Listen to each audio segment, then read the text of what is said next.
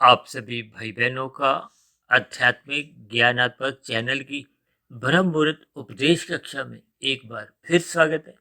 आज की चर्चा का विषय है शब्द। फिर दूसरी पंक्ति में हमने लिखा है सुनना और पढ़ना, और तीसरी पंक्ति में हमने दो शब्द लिखे हैं चिंतन और शोध।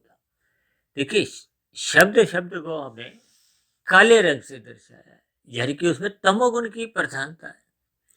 और सुनना और पढ़ना में हमने एक रजोगुण की स्थिति दर्शाई है, क्योंकि उसको हमने रंगीन रंग से दर्शाया है। और चिंतन और शोध शब्द को हमने सफेद रंग से दर्शाया है। या दूसरे अर्थों में आप यूं भी समझ सकते हो, शब्द को हमने तमोगुण से, सुनना पढ़ना को हमने रजोगुण से, और चिंतन और शोध को हमने सत्वगुण से दर्शाया है। इन सभी शब्दों के देखिए अलग अलग अर्थ हैं, अलग अलग भावार्थ हैं, और अलग अलग रंगों से दर्शाकर इस पर हम थोड़ा कुछ प्रकाश डालने जा रहे हैं। क्योंकि आपके हमारे स्थूल शरीर की अलग स्थितियां हैं, मन बुद्धि की यानी कि सूक्ष्म शरीर की अलग स्थितियां हैं, और कारण शरीर जहाँ आपके हमारे संस्कार रहते हैं, आपके हमारे अंतःकरण की एक स्थितियां हैं। क्योंकि अंतःकरण जैसा जैसा होता है, जैसी जैसी उसमें तीन गुणों की स्थितियां होती हैं, फिर वैसा वैसा ही आत्मा के ऊपर वो एक स्थितियां बनती हैं। अब आत्मा का देखिए ज्ञान कहते हैं ना, अब ढका हुआ है, आवृत हो गया है। अब आत्मा तो देखिए चेतन तत्व है, और परमात्मा परम चेतन तत्व है। इन पर तो हम प्रतिदिन ही लगभग कुछ ना कुछ चर्चाएं करते रहते हैं। लेकिन जब जब आपके हमारी आत्मा का ज्ञान आवृत होने लगता है, क्योंकि आत्मा एक देशीय है और अनु है। परमात्मा देखिए सर्वदेशीय है, विभु है, सर्वज्ञ है। परमात्मा के तो देखिए अनेकों दिव्य गुण हैं, जबकि आत्मा मात्र एक ज्ञान स्वरूप सत्ता है, नित्य है। तभी तो देखिए परमात्मा को तो देखिए सच्चिदानंद नाम से संबोधित किया जाता है, जबकि आत्मा को तो कभी भी किसी भी स्थिति में सच्चिदानंद शब्द नहीं कहा जाता, ज्ञान स्वरूप कहा जाता है। और आत्मा देखिए सदा ही स्वभाव से ही ज्ञान युक्त है। ये जो हम बार बार कहते रहते हैं सत्संग करो, ब्रह्म मुहूर्त में उठो, ये इसका अभिप्राय क्या है कि आपके हमारी आत्मा का जो एक ज्ञान आवृत हो चुका है। समाप्त शब्द नहीं कहते, आवृत, ढकना। जैसे सूर्य का प्रकाश के आगे जब काले बादल आ जाते हैं, ये काले बादल का अभिप्राय देखिए तमोगुण से है, क्योंकि तमोगुण अज्ञानता से, अनितिगत कार्यों से, यानी कि एक निंदा के रूप में इस्तेमाल होता है। इसको हम काले रंग से दर्शाते हैं, क्योंकि ये जैसे बल्ब का एक प्रकाश के ऊपर काला एक तौलिया डाल दो, या काला एक कोई कपड़ा डाल दो, या काला कागज लगा दो, तो उसका प्रकाश ढक जाता है, रुक जाता है, अंधकार में स्थिति बनने लगती है। अंधकार में स्थिति को, अज्ञानता को सब एक ही बात है।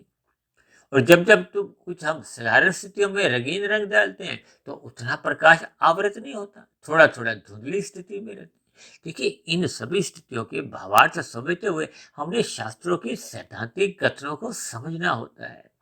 हम बार बार कहते रहते हैं सत्संग करो, सत्संग करो। ये सत्संग करने का अभिप्राय क्या है? प्रकृति के तीन गुण, तमोगुण, रजोगुण और सत्वगुण। सत्वगुण का हम जब संग करते हैं, क्योंकि सत्वगुण एक तीन गुणों में एक सर्वश्रेष्ठ गुण है, भले ही क्योंकि माया का गुण है, इसलिए अन्य गुणों की तुलना में सापेक्ष दृष्टिकोण से तो एक अच्छा गुण माना जाता है। लेकिन है तो वो भी प्रकृति का ही गुण, इसलिए तकनीकी रूप से उसको देखिए सत्वगुण को भी मलिन कहा जाता है। और जबकि हम बार बार तो एक बात और ठोक बजा के कहते हैं ब्रह्म मुहूर्त में उठो, ब्रह्म मुहूर्त में उठो, क्योंकि सत्वगुण अपने आप में शुद्ध स्थिति है। लेकिन उस शुद्ध स्थितियों में भी देखिए अलग अलग तीन स्थितियां बनती हैं, क्योंकि ये तीन गुण देखिए तमोगुण, रजोगुण एक नित्य सत्ता है।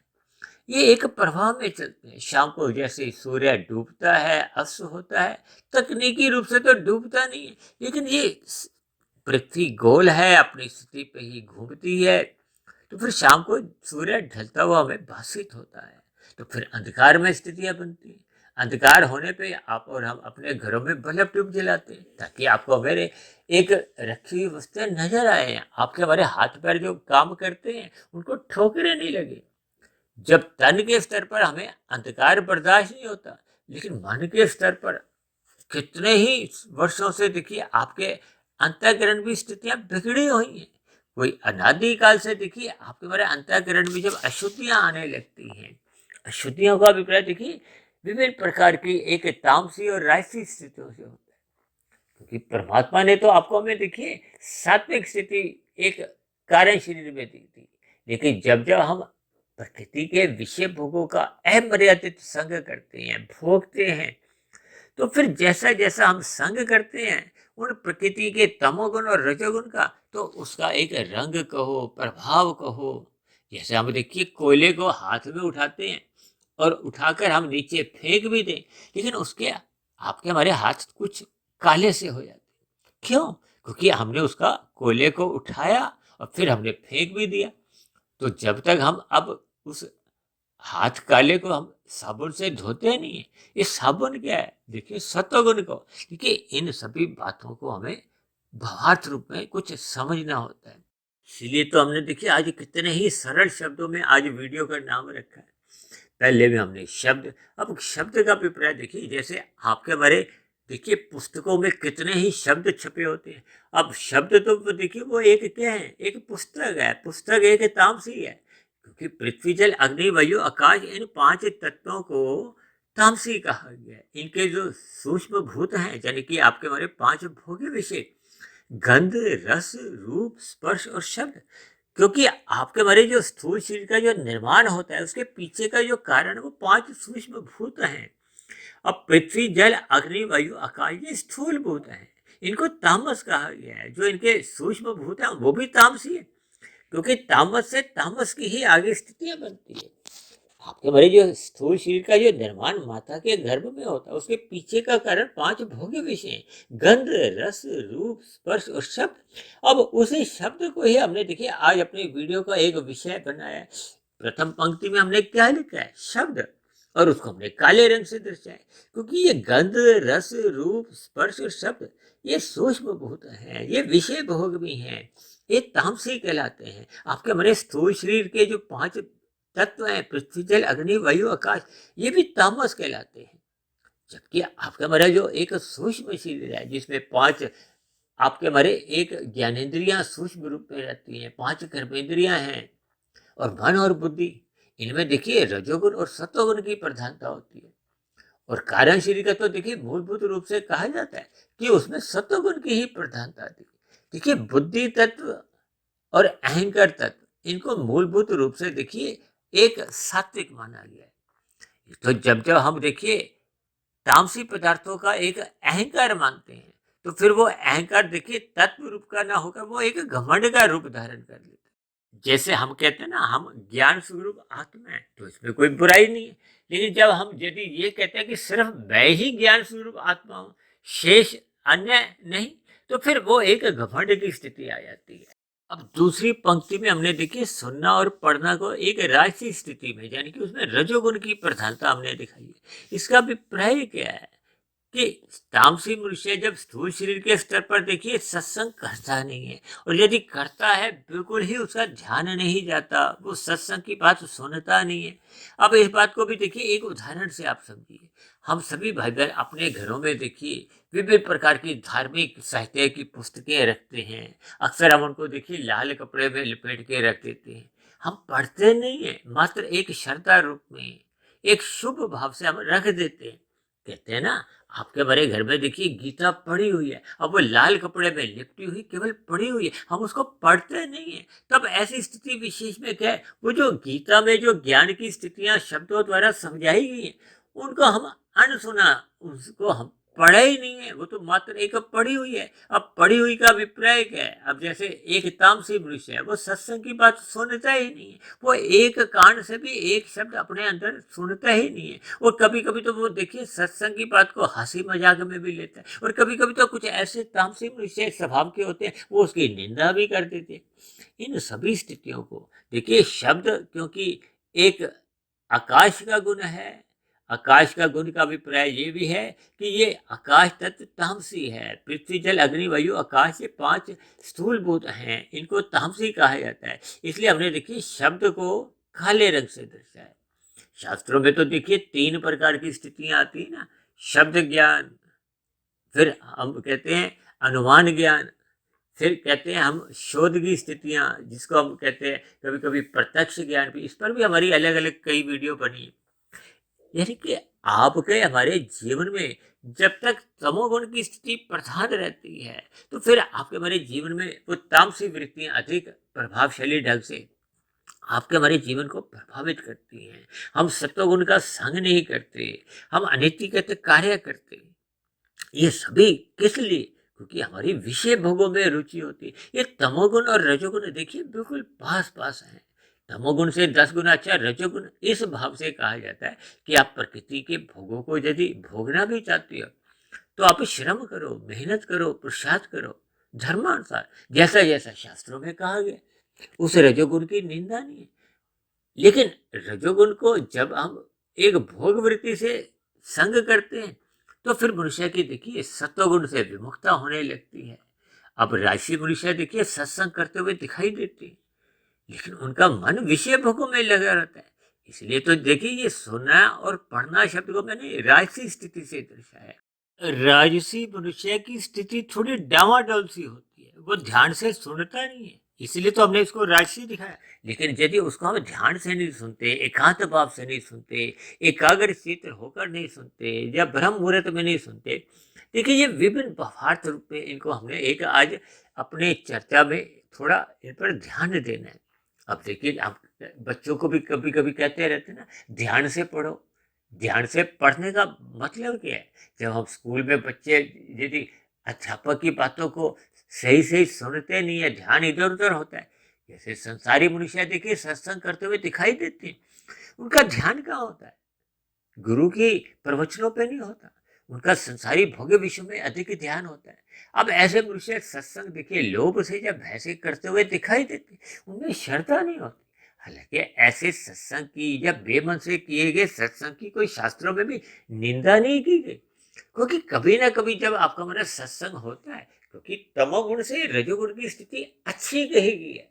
अच्छी का अभिप्राय क्या है कि जो मनुष्य देखिए सुनता ही नहीं, उसकी तुलना में आधे अधूरे मन से सुनना अच्छा है। अक्सर मैं कहता हूँ ना कि राशि मनुष्य का सत्संग एक कान से सुनता है, फिर दूसरे कान से उसको निकाल देता है, यानी उस पर चिंतन नहीं करता, विचार नहीं करता। क्योंकि आज हमने देखी कि नीचे तीसरी पंक्ति में क्या लिखा है, चिंतन और शोध। यानी कि जब हम सुने गए ज्ञान को श्रद्धापूर्वक सुनते नहीं है, तो फिर उस पर चिंतन नहीं होता। ये तीसरी स्थिति है। जब तक चिंतन नहीं होगा, शोध नहीं होगा, तो फिर वो कारण शरीर में आपका बड़ा शुभ संस्कार नहीं बनता, स्वभाव नहीं बनता। मात्र सुनने तक ही वो थोड़ी सी स्थितियां रहती हैं, फिर वो धीरे धीरे कमजोर पड़ने लगती है, फिर वो उड़ जाती है। इसलिए तो बार बार कहा जाता है निरंतर श्रद्धा पूर्वक सत्संग करो। देखिए एक एक शब्द पर थोड़ा आप दिमाग लगाओ। चिंतन भी कहा गया है, शोध भी कहा गया है, निरंतर भी कहा गया है। ये सभी स्थितियां क्या है? आपके हमारे कारण शरीर की स्थितियों को मजबूत करने के लिए कही गई है। क्योंकि कारण शरीर में जो बुरे संस्कार हैं, जो बीज रूप में हैं, वो देखिए कमजोर तो हो सकते हैं, वो समाप्त नहीं होते। समाप्त कब होते हैं? जब आपका हमारा उसके स्थान पर शुभ संस्कार बनते हैं। वो शुभ संस्कार ही फिर वो पहले के बुरे संस्कारों को समाप्त करते हैं। समाप्त करने का अभिप्राय शास्त्रों में दग्ध बीज कहा गया, जल जाते। अब देखिए यदि बीज जलता नहीं है, तो उसमें अंकुरण की संभावना बनी रहती है। शास्त्रों में तो बार बार कहा गया कि आपके हमारे भीतर में संस्कार देखिए 20-20 साल तक सोए रहते हैं। अब सोने वाले का मतलब कोई मरने की स्थिति से तो नहीं है, वो जागेगा। जब जागेगा तो हरकत में आएगा, क्रिया करेगा। यानी कि जब जब वो बुरा संस्कार जागेगा, कोई हरकत करेगा, मन बुद्धि में विचार लाएगा, फिर वो स्थूल शरीर के स्तर पर क्रिया कर देगा, तो फिर वो पाप कर्म बन जाता है। इन सभी स्थितियों पर हमें चिंतन करना होगा। इसलिए तो मैंने देखी शब्द से आगे की स्थिति सुनना पढ़ना को एक राजसी स्थिति से दर्शाया। इसका अभिप्राय क्या है? उससे आगे की स्थिति क्या है? चिंतन और शोध। चिंतन और शोध हमने सफेद रंग से दर्शाया, ये सात्विक स्थिति है। और ये चिंतन और शोध देखिए तभी संभव हो पाता है जब हम श्रद्धा पूर्वक पहले सुनते हैं या पढ़ते हैं। अब यदि हम किसी पुस्तक को, कुछ हम शास्त्रों को पढ़ते हैं, ध्यान से पढ़ते हैं, जो पढ़ते पढ़ते हमें कुछ कठिन शब्द लगते हैं उनको हम अलग कॉपी में लिख देते हैं। फिर किसी गुरुजन से हम मिलते हैं तो उस शब्दों पर हम कुछ चर्चा करते हैं। इसी तरह तो हम बार बार कहते रहते हैं कि आपको वीडियो संबंधित कुछ बातें यदि समझ में नहीं आई तो नीचे दिए गए कमेंट्स बॉक्स पर आप अपना प्रश्न लिखो। कोई मेरी कही गई बातें आपको तर्क संगत आधी अधूरी लगे तो आप अपनी शिकायत या आपत्ति लिखो।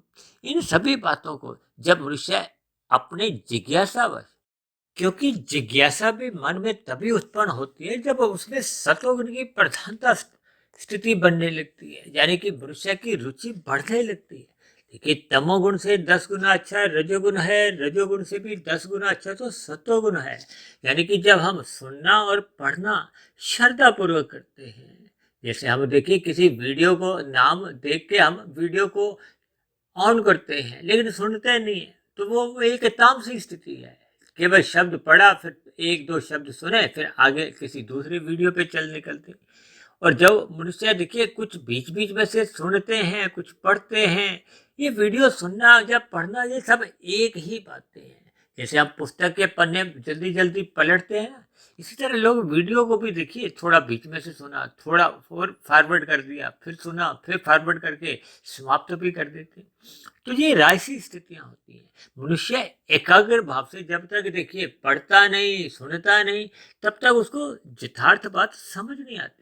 इसलिए तो बार बार कहा गया कि ब्रह्म मुहूर्त में उठो। ब्रह्म मुहूर्त में ही ये वीडियो देखिए, जो हम वीडियो भी प्रतिदिन बनाते हैं, चाहे संध्या बेला ज्ञान कक्षा की हो, चाहे ब्रह्म मुहूर्त उपदेश कक्षा की हो, हम दोनों वीडियो परमात्मा की प्रेरणा से केवल ब्रह्म मुहूर्त में ही बनाते हैं। क्योंकि ब्रह्म मुहूर्त सत्वगुण की एक शुद्धतम स्थिति होती है, जहाँ परमात्मा की प्रेरणा कहो, आशीर्वाद कहो, प्रकृति के सत्वगुण की एक अनुकूलताएं होती है। जब आपके हमारी एक एकाग्र स्थिति होती है, यानी कि सुनना और पढ़ना में हमारी उतनी स्थिति जब तक एकाग्र नहीं होती, तो फिर आपका हमारा चिंतन या शोध की स्थिति बन नहीं पाती। यदि मनुष्य ने देखिए एक श्रद्धा पूर्वक सत्संग किया नहीं था, तो फिर वो उस पर मनन या चिंतन कैसे करेगा, उस पर शोध कैसे करेगा। शोध करने का अभिप्राय तो देखिए, जब हम मन के बुद्धि के स्तर पर बहुत ही उस पर शोध करते रहते हैं, एक एक शब्द पे हम चिंतन करते हैं। अक्सर मैं बार बार कहता रहता हूँ ना कि शब्दों पर थोड़ा गहन चिंतन करो, उस शब्द में छोटे छोटे जो टुकड़े करके उस पर शोध करो कि इस शब्द में क्या अर्थ बताने की एक चेष्टा की गई, प्रयास किया गया। अब जैसे देखिए विषय शब्द है, विषय शब्द में आरंभिक स्थिति में विषय शब्द से उसको थोड़ा संबोधित किया गया, क्योंकि ये 5 भोग्य विषय आरंभिक स्थिति में अच्छे लगते हैं, जबकि इनमें देखिए विषय छिपा हुआ, क्योंकि ये हमें अंतोगत तमोगुण में गिराते हैं, प्रमाद में ले जाते हैं, संसार में उलझाते हैं, डुबोते हैं। ये सभी स्थितियां आपको हमारे अंतःकरण में, जब तक हम इन पर शोध नहीं करते, विचार नहीं करते, इसीलिए तो बार बार कहा गया ब्रह्म मुहूर्त में उठो, ब्रह्म मुहूर्त में उठो। क्योंकि ब्रह्म मुहूर्त सतोगुण की एक शुद्धतम स्थिति होती है, जब वो गुजरे हुए तमोगुण से भी प्रभावित नहीं होता और आने वाले रजोगुण से भी प्रभावित नहीं होता। इसीलिए तो बार बार कहा जाता है कि साधना करो, ब्रह्म मुहूर्त में उठो, ध्यान लगाओ। ये सभी स्थितियां आपको हमें परमात्मा से जोड़ती हैं। जितने जितने अंश में हम चिंतन और शोध गहरे तल पर करते रहते हैं, तो फिर परमात्मा के आनंद की झलकें आपको हमें महसूस होने लगती हैं। क्योंकि आनंद में दुख मात्र लेश मात्र भी नहीं रहता। जबकि संसारी जितने भी सुख हैं, चाहे बड़े से बड़े जितने भी सुख हो, चाहे ये 5 भोग्य विषयों के सुख हो, यानी कि गंध, रस, रूप, स्पर्श और शब्द, ये अंतोगत में देखिए दुख का कारण बनते हैं। ये अल्पकालिक स्थिति में देखिए सुख देते हैं, फिर धीरे धीरे इनके सुख घटते जाते हैं, घटते घटते फिर ये दुख का कारण बनते हैं। अक्सर हम उदाहरण में कहते हैं ना, पहला रसगुल्ला अच्छा लगता है, दूसरा कम अच्छा लगता है, तीसरा और कम अच्छा लगता है, चौथा पांचवा खाने की तो इच्छा ही नहीं होती। क्यों? क्योंकि ये एक फिर वो दुख का कारण बन जाते हैं। उसी सुख से फिर वो दुख उत्पन्न होता है। अब हम पांचवा छठा रसगुल्ला खाते हैं तो आपको हमें थोड़ी देखिए एक विपरीत स्थिति, उल्टी जैसी स्थिति बनने की संभावना होती है। इन सभी स्थितियों के देखिए भावार्थ हम जैसे जैसे समझते जाएंगे। ये भावार्थ कब समझ में आते हैं? जब मनुष्य उन पर चिंतन करता है, शोध करता है। इसलिए मेरी आप सभी भाई बहनों से विनती है कि हमें अपने मिले हुए जीवन में श्रद्धापूर्वक सत्संग करना होगा। अपने मन को देखिए आधा अधूरा नहीं लगाना चाहिए। एकाग्र स्थिति में हमें सत्संग सुनना चाहिए, चाहे हम सुने चाहे हम सात्विक पुस्तकों को पढ़ें। अक्सर हम बच्चों को बार बार कहते हैं ना, ध्यान से पढ़ो, मन लगा के पढ़ो। उनके एक ही भाव है कि हमें एकाग्र होना है, अपने उस पर कंसंट्रेशन देनी है। एकाग्र स्थिति का मतलब क्या है कि अपने मन बुद्धि का जो इधर उधर जो भागता है अलग अलग स्थितियों में, कभी हम एक तरफ कोई विचार करते हैं, कभी दूसरा विचार, तीसरा विचार, चौथा विचार, तब ऐसी स्थिति में आपके हमारे मन बुद्धि की जो एक स्थिति है वो एकाग्र नहीं होती। एकाग्र होने का अभिप्राय क्या है कि बुद्धि को एक जगह हमने स्थिर करना होता है। जब बुद्धि 10 जगह बट जाती है तो फिर आपका हमारा ध्यान या चिंतन या शोध वो सही दिशा में हो नहीं पाता, तो फिर परमात्मा का ज्ञान विज्ञान आपको हमें समझ नहीं आ पाता। तब ऐसी स्थिति में शास्त्रों में कही गई बातें आपको पूर्ण रूप से समझ नहीं आ पाती। जबकि संसार में हम देखिए रस बुद्धि के साथ सभी विषयों को समझते हैं, हमारी उसमें रुचि बनी रहती है। संसारी भोग्य विषयों में हमारी रुचि बनी रहती है। इसलिए तो मनुष्य देखिए खेल तमाशों में अधिक रुचि लेता है। अक्सर टीवी में जो धारावाहिक आते हैं उसमें भी देखिए मनोरंजन की स्थितियों में अपने आप को बहुत अधिक ध्यान से वो सुनता है। एक एक शब्द को ध्यान से सुनने से उसकी रुचि उन धारावाहिक के कार्यक्रम में बनी रहती है। क्योंकि बीच में देखिए कोई भी विघ्न भी डालता है तो आपको में क्रोध आता है, क्योंकि आपके उन्हें धारावाहिक में कहो, भले ही वो धारावाहिक देखिए काल्पनिक स्थितियों पर एक सुंदर सुंदर दृश्य दिखाते हैं। ये सभी स्थितियों को हमें भावार्थ रूप में नहीं, इनको ज्ञान पूर्वक समझना होगा। इन शास्त्रों की बातों को अपने जीवन में ढालना होगा। ये सभी शास्त्र आपके हमारे एक मार्गदर्शक हैं। जैसे जीपीएस के ऊपर हमने एक कुछ महीने पहले देखिए एक वीडियो बनाया था ना, जैसे हम गाड़ी में अपना जीपीएस ऑन करके अपने सही सड़क का चुनाव करते हैं कि कहाँ कहाँ हमें आपको कोई ट्रैफिक नहीं मिले, सही रास्ते पे हम मंजिल पे पहुंच जाए। ठीक आपकी हमारी मंजिल क्या है? परमात्मा को पाना। ये शास्त्र आपके हमारे मार्गदर्शक है। ये पहले ही बता देते हैं कि आप रजोगुण का भोग करोगे तो ये भविष्य में आपको समस्याएं आएंगी। यदि आप तामसी वृत्तियों में लिप्त रहोगे, छल कपट ठगी हेरा फेरियां करोगे तो भविष्य में आपको विपरीत परिस्थितियों से गुजरना होगा। दुख आएंगे, उन दुखों को फिर हमें भोगना पड़ता है। क्योंकि नीचे की जो 80 लाख प्रकार की जो तामसी जोनी है वो आपको हमें यही इशारा करती है। अब देखिए आपको हमें देखिए अभी कुछ घंटे बाद हम नाश्ता करेंगे, दोपहर की रोटी खाते हैं, घर में सभी सुख सुविधा के साधन हैं। अब पशुओं के साथ पक्षियों के साथ तो देखिए ऐसी स्थितियां नहीं। ये नीचे की तामसी जोनी है। ये तो परमात्मा क्योंकि दया के सागर हैं, उन्होंने नीचे की जोनियों के जीवों को क्रमशः अचेत रखा है ताकि उनको बहुत नहीं हो, उनको नाश्ता नहीं मिला, दोपहर की रोटी नहीं मिली, ये सभी स्थितियों से वो विचलित नहीं होते। उनको दुख सहने की एक अंदर से ही एक शक्ति मिलती है या उनका ध्यान नहीं जाता। देखिए सुख और दुख जब तक हम मन और बुद्धि के स्तर पर महसूस नहीं करते तो फिर आपको भाई ये सुख और दुख विचलित नहीं करते। कहते हैं ना, जैसे जैसे आपके कारण शरीर में बुरे संस्कार समाप्त हो जाते हैं तो जो पहले के किए गए पाप कर्मों के लिए दुख रूपी परिणाम या फल आपके जीवन में आते हैं वो आपको भी प्रभावित नहीं करते, क्योंकि उनसे संबंधित संस्कार हमने दग्ध बीज कर दिए हैं, उनके स्थान पे हमने शुभ संस्कार बना लिए हैं। इन सभी स्थितियों को आपको हमें ज्ञान पूर्वक समझना होगा। मिले हुए जीवन में सत्वगुण का अधिक से अधिक संग करते हुए श्रद्धा पूर्वक निरंतर सत्संग करते रहना होगा। ब्रह्म मुहूर्त में उठना होगा। ऐसी सभी ज्ञान में स्थितियों में जब निरंतर आपके हमारे शुभ संस्कार कार्य शरीर में बनने लगते हैं तो फिर आपके हमारे जीवन की एक सात्विक स्थिति मजबूत होने लगती है। फिर हमें शास्त्रों में रुचि बढ़ने लगती है, परमात्मा से प्रीति होने लगती है और संसार से, संसार के विषय भोगों से ज्ञान पूर्वक वैराग्य सहज ही उत्पन्न होने लगता है। तो ऐसी सभी शुभ स्थितियां आप सभी भाई बहनों के जीवन में भी बने, इन्हीं शुभ कामनाओं के साथ आज की चर्चा विशेष को यही विश्राम देते हैं। यदि बनी हुई वीडियो संबंधित आपके मन में कोई प्रश्न हो, कोई मेरी कही गई बातें आपको आधी अधूरी तर्क संगत सही नहीं लगती हो, यानी मेरी कही गई बातों पे आपको कोई आपत्ति हो, तो नीचे दिए गए कमेंट्स बॉक्स पर जाकर आप अपने प्रश्न, अपनी आपत्ति लिख सकते हो और यदि बनी हुई वीडियो आपके जीवन में मार्गदर्शन का काम करने लगी हो तो मेरी आप सभी भाई बहनों से विनती है कि इन वीडियो विशेष को आप अधिक से अधिक भाई बहनों में शेयर करते हुए समाज में सतोगुणी वातावरण का विस्तार करने में मेरा सहयोग करें। इन्हीं शब्दों के साथ अब चर्चा विशेष को यही विश्राम देते हैं। शाम को फिर मिलते हैं संध्या बेला ज्ञान कक्षा में। तब तक आप अपने आध्यात्मिक में सुधीर भाटिया फकीर को इजाजत दें। आप सभी भाई बहनों की सात्विक स्थिति अधिक मजबूत होती जाए, इसके लिए मेरी ओर से बहुत बहुत शुभकामनाएं। चर्चा विशेष को ध्यानपूर्वक सुनने के लिए आप सभी भाई बहनों का बहुत बहुत धन्यवाद।